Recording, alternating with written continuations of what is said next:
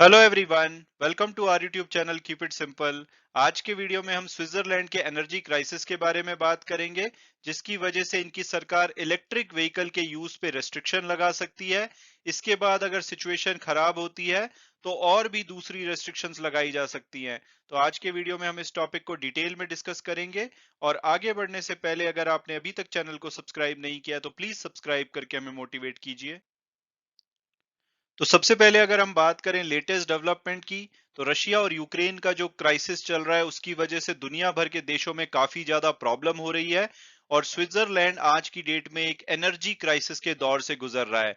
और अगर situation improve नहीं होती तो वहां की सर्दियों में वहां पे आप पावर कट्स देखेंगे, ब्लैकआउट्स देखे जा सकते हैं।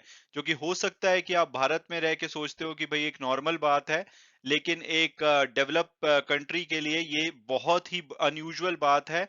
और इसके चलते जो वहां की गवर्नमेंट है वो अपने इलेक्ट्रिक व्हीकल के ऊपर रेस्ट्रिक्शन लगा सकती है। इन्होंने एक प्रपोजल ड्राफ्ट किया है, हालांकि एक प्रपोजल है, अभी इसको इम्प्लीमेंट नहीं किया गया है। इसके द्वारा पावर के जो यूसेज है उसको रेस्ट्रिक्ट करने के बहुत सारे तरीके अपनाए जाएंगे अगर सिचुएशन इंप्रूव नहीं होती है स्विट्जरलैंड में। और अगर ऐसा होता है तो स्विट्जरलैंड पहला ऐसा देश होगा जो कि इलेक्ट्रिक व्हीकल को बैन करेगा। और अब अगर बात की जाए कि भाई स्विट्जरलैंड में आखिरकार प्रॉब्लम क्या हुई है, तो स्विट्जरलैंड जो अपनी लोकल बिजली प्रोड्यूस करता है इसके लिए सबसे ज्यादा हाइड्रो पावर यानी कि पानी का यूज करते हैं। इनकी लगभग 60% के आसपास जो लोकल बिजली प्रोड्यूस की जाती है देश में, वो पानी के द्वारा की जाती है। और आज की डेट में यानी कि जब विंटर शुरू होती है तो आप देखते हैं कि जो पानी है वहां पे फ्रीज होने लगता है। तो उस वजह से वैसे भी हर साल इनकी जो लोकल प्रोडक्शन है बिजली की, वो कम हो जाती थी। तो ऐसे में ये क्या करते थे पिछले सालों तक, ये अपने जो नेबरिंग कंट्री है, अगर आप स्विट्जरलैंड की लोकेशन देखोगे तो यहाँ पे लेफ्ट में आपको फ्रांस दिखेगा, ऊपर इनके जर्मनी दिखेगा। तो इन दोनों कंट्रीज से ये बिजली खरीद लिया करते थे सर्दी में अपनी जो भी डिमांड को पूरा करने के लिए। लेकिन आज की डेट में रशिया और यूक्रेन के कन्फ्लिक्ट की वजह से पूरे यूरोप में बिजली का क्राइसिस चल रहा है। अगर फ्रांस की बात की जाए तो ये अपनी बहुत ज्यादा बिजली उत्पन्न करने के लिए न्यूक्लियर पावर पे डिपेंड करते हैं। ये लगभग 70% जो अपनी बिजली है वो न्यूक्लियर रिसोर्सेज से बनाते हैं। और आज की डेट में जो इनके न्यूक्लियर पावर प्लांट हैं वो बहुत ज्यादा एजिंग उनकी बढ़ती जा रही है। उनकी जो एवरेज एज है 37 साल है, तो उनकी मेंटेनेंस ढंग से हुई नहीं है। तो इस वजह से वहां पे बहुत ज्यादा आउटेज देखे जा रहे हैं। तो इसकी वजह से शायद कई दशकों के बाद ऐसा होगा कि जो फ्रांस नॉर्मली यूरोप के दूसरे देशों को बिजली एक्सपोर्ट करता था, इस बार उनको खुद इंपोर्ट करनी पड़ जाए। आप यहाँ पे 3 दिसंबर का आर्टिकल देख सकते हैं कि जो न्यूक्लियर एनर्जी क्राइसिस है फ्रांस में बहुत ज्यादा बढ़ रहा है। तो इसलिए जो फ्रांस की जो यूटिलिटी कंपनी है ईडीएफ, वहां पे 30 साल का लोएस्ट जो इलेक्ट्रिसिटी आउटपुट है वो देखा जा रहा है 2022 में। और इसकी सबसे बड़ी वजह ऑब्वियसली न्यूक्लियर जो आउटेज है वो है। जर्मनी की बात की जाए तो वहां पे भी सिचुएशन सेम है, क्योंकि यहाँ पे भी जो बिजली बनाने वाली कंपनी है वो रशियन जो गैस पाइपलाइन है उस पर डिपेंडेंट करती थी। ये नेचुरल गैस के द्वारा बिजली बनाती थी और रशिया से अब इनको गैस लेने में मुश्किल आ रही है। ये दूसरे कंट्रीज के पास देख रहे हैं। तो इस वजह से यहाँ पे भी बिजली की समस्या है। तो स्विट्जरलैंड को अपनी जो इलेक्ट्रिसिटी की नीड है लगभग 4 गीगावाट आवर्स जो है, अब इनको शायद ऑस्ट्रिया, जो कि इनका एक और नेबर है, या इटली, इनसे पूरी करनी पड़ेगी।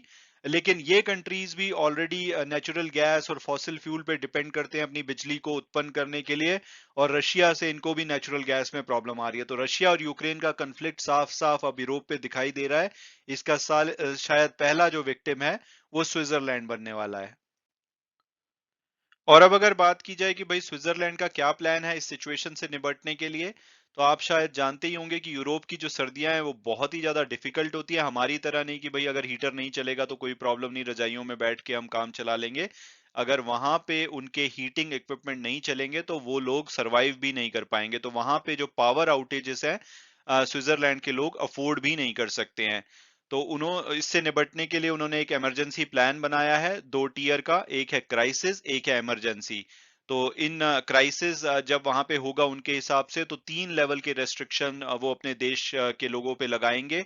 और उसके बाद जब इमरजेंसी आती है यानी कि और भी सिचुएशन खराब होती है, तो 2 फर्दर लेवल के रेस्ट्रिक्शन लगाए जाएंगे। तो रेस्ट्रिक्शन कैसे लगाई जाएंगी, जैसे जैसे वो सप्लाई लेवल को मॉनिटर करेंगे जो स्विस गवर्नमेंट के ऑफिशियल्स हैं, और उसके बाद ये जो रेस्ट्रिक्शन है एक्टिवेट की जाएंगी। तो सबसे पहले जब सिचुएशन खराब होती है तो वो अपनी बिल्डिंग्स को बोलेंगे कि भाई आप 20 डिग्री सेल्सियस से ज्यादा टेम्परेचर को नहीं बढ़ा सकते। जैसे कि वहां पे सर्दी बढ़ेगी तो वो मैक्सिमम 20 डिग्री तक बढ़ा सकते हैं। तो कंपैरिजन के लिए अगर आप देखेंगे तो इंडिया में हम गर्मियों में जब हमें बहुत ज्यादा गर्मी लगती है तो हम अपने एसी को 20-22 डिग्री पे चलाते हैं, लेकिन उनको अपनी सर्दियों में मैक्सिमम 20 डिग्री तक अलाउ किया जाएगा कि भाई आप टेम्परेचर को 20 डिग्री तक ही लेके जा सकते हैं।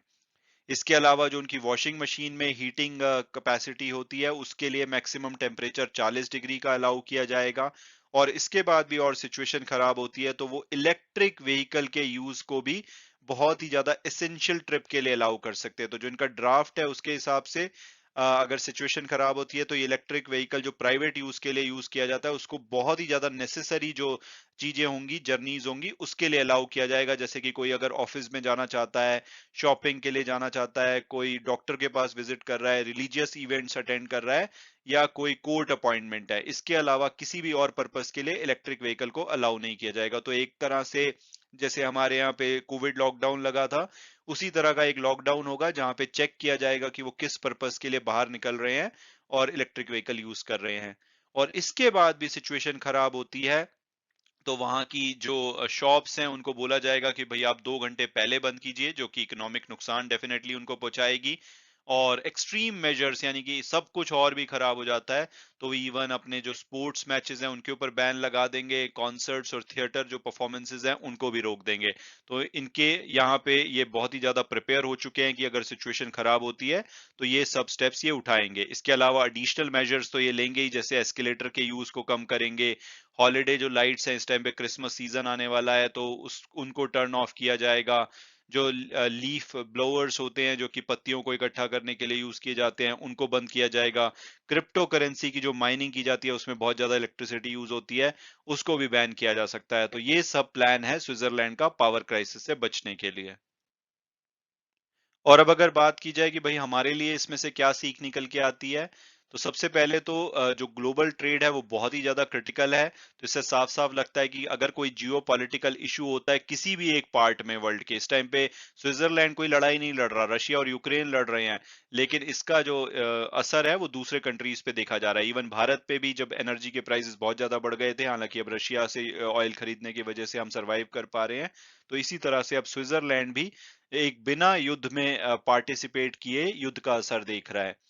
और इसके अलावा आयरनी ये है कि पूरी दुनिया को बोला जा रहा है कि भाई आप इलेक्ट्रिक व्हीकल पे स्विच कीजिए, क्योंकि फॉसिल फ्यूल पे डिपेंडेंस कम करनी है, धरती को बचाना है। और अब जब सिचुएशन खराब हुई है तो जिन्होंने इलेक्ट्रिक व्हीकल ले रखे हैं वो सबसे पहले सफर करेंगे, यानी कि वो लोग सबसे ज्यादा परेशान होंगे। तो इस तरह से ये बहुत ही इंपॉर्टेंट है कि हम अपने देश को आत्मनिर्भर बनाएं और सभी नीड्स के लिए खुद ही रिलायबल हों, ताकि हमें दूसरे देशों पर निर्भर ना रहना पड़े। जैसे कि गेहूं के केस में हम काफी हद तक सेल्फ डिपेंडेंट थे, तो इस टाइम पे रशिया और यूक्रेन में कन्फ्लिक्ट होने की वजह से भी हमें ज्यादा प्रॉब्लम नहीं आई। लेकिन अगर हम अपनी एनर्जी रिक्वायरमेंट की बात देखें तो कोल हम बहुत ज्यादा इंपोर्ट करते हैं, इसके अलावा सोलर पैनल वगैरह इंपोर्ट करते हैं। तो इस पे भी किसी ना किसी तरीके से हमें अपनी जो सेल्फ डिपेंडेंस है वो बढ़ानी पड़ेगी, नहीं तो हो सकता है कि किसी दिन हमें भी ये टाइम देखना पड़ जाए। मैं उम्मीद करता हूँ कि आपको ये वीडियो पसंद आया होगा और आपने कुछ नया जाना होगा। Thanks so much for watching the video and God bless you all.